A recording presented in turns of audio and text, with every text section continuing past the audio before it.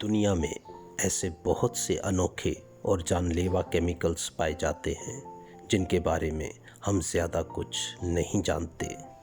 लेकिन अगर आपने ऐसे ख़तरनाक केमिकल्स को हैंडल करते हुए ज़रा सी भी बेएहतियाती की तो इसका नतीजा इतना ख़तरनाक हो सकता है कि आप सोच भी नहीं सकते। ऐसा ही एक वाक़या खातून रिसर्चर कैरन वाटरहैन के साथ पेश आया, जो एक बहुत ख़तरनाक केमिकल कंपाउंड के साथ काम कर रही थीं, जिसके बारे में हमें बहुत कम इन्फॉर्मेशन थी और वो केमिकल तजुर्बा करते वक्त गलती से उनके हाथ पर गिर गया। इस इंतहाई ख़तरनाक केमिकल का नाम था डाईमिथाइल मरकरी, जो कि मरकरी की ही एक ख़तरनाक शक्ल है। मरकरी के बारे में तो हम सभी जानते हैं कि वो एक नॉन सॉलिड मेटल है, लेकिन डाईमिथाइल मरकरी पानी की तरह का केमिकल है जिसमें से मीठी सी खुशबू आती है। कैरन जानती थी कि जिस केमिकल पर वो काम कर रही हैं वो बहुत ही ख़तरनाक और जानलेवा है, और इसलिए इन्होंने अपनी प्रोटेक्शन के लिए कपड़े, ग्लव्स, गॉगल्स पहन रखे थे जिससे वो अपने आप को महफूज रख सकें। लेकिन हादसा तो होना ही था। तजुर्बे के दौरान कैरन के हाथ पर गलती से डाईमिथाइल मरकरी की चंद बूंदें गिरी। कैरन वैसे तो एक एक्सपर्ट थी जिन्हें इस तरह के केमिकल से जुड़ी छोटी से छोटी बातों का नॉलेज था, लेकिन इस वक्त उन्होंने इस पर इतना ध्यान नहीं दिया। बस अपने ग्लव्स पर लगे केमिकल को साफ किया और फिर से काम शुरू कर दिया, और उन्होंने फिर कभी इस बात को सोचा तक नहीं। मगर ठीक 5 महीने बाद उन्होंने कुछ ऐसी चीज़ों को महसूस किया जो उनकी तबीयत को ख़राब कर रही थीं। उन्होंने आसपास की चीज़ें डोलती हुई महसूस हो रही थीं। वो चलते चलते दीवार से टकरा जाती और उन्हें कान में अजीबोगरीब आवाज़ें सुनाई देती थीं। चलते वक्त उनका बैलेंस भी ठीक नहीं रहता और बोलने में भी उन्हें परेशानी महसूस हो रही थी। ये सारे सिम्टम्स एक दिमागी बीमारी की तरफ इशारा कर रहे थे, क्योंकि ये सारी चीज़ें जब हो रही हों तो इसका मतलब है आपका दिमाग सही तरह से काम नहीं कर रहा, और ऐसा लग रहा था कि उनके दिमाग के न्यूरॉन दिन ब दिन मरते जा रहे हैं। और इन सब बातों से घबराकर उन्होंने फ़ौरन ब्लड टेस्ट करवाया, और जब रिपोर्ट्स आईं तो इन रिपोर्ट्स ने सबको चौंका कर रख दिया, क्योंकि कैरन के ब्लड में 4000 माइक्रोग्राम पर लीटर से भी ज़्यादा मरकरी पाई गई थी, जो कि एक सेहतमंद इंसान में पाई जाने वाली मरकरी से 4000 गुना ज़्यादा थी। इस बात से हम अंदाज़ा लगा सकते हैं कि कैरन की ये कंडीशन मरकरी के तजुर्बे की वजह से हुई। लेकिन ये केस बाकी केसेस की तरह इतना ज़्यादा नहीं था। जैसे जैसे दिन गुज़रते गए वैसे वैसे ये केस मज़ीद पेचीदा होता गया। नॉर्मली ये देखा गया है कि जब किसी केमिकल की मिक़दार जिस्म में कम होती है तो पेशेंट रिकवर होने लगता है, लेकिन कैरन के साथ ऐसा बिल्कुल नहीं हो रहा था।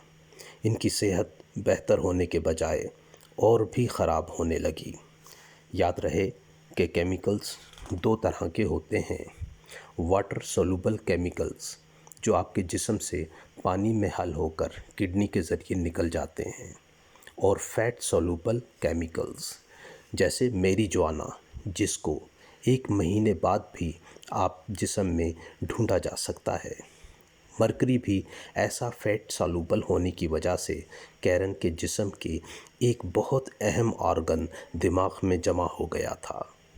ब्रेन ही हमारे जिस्म का सबसे फैटी ऑर्गन है, और उनका ब्रेन डाईमिथाइल मरकरी के मॉलिक्यूल्स को एब्सॉर्ब करने लगा था, और मरकरी दूसरे कंपाउंड्स के साथ मिलकर ऐसे केमिकल कंपाउंड्स बना रहा था जो कैरन के न्यूरॉन को ख़त्म कर रहा था।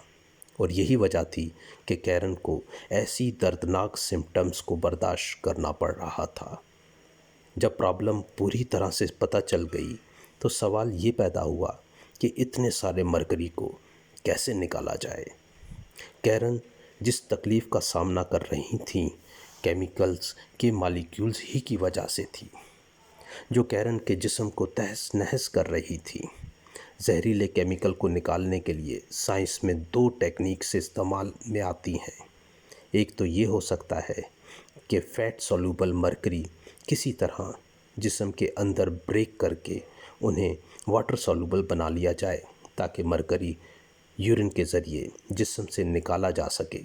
लेकिन ये होना लगभग नामुमकिन था, क्योंकि डाईमिथाइल मरकरी हमारे लीवर में मिथाइल मरकरी में बदल जाता है, जो कि फिर से फैट सॉल्यूबल है, ना कि वाटर सॉल्यूबल।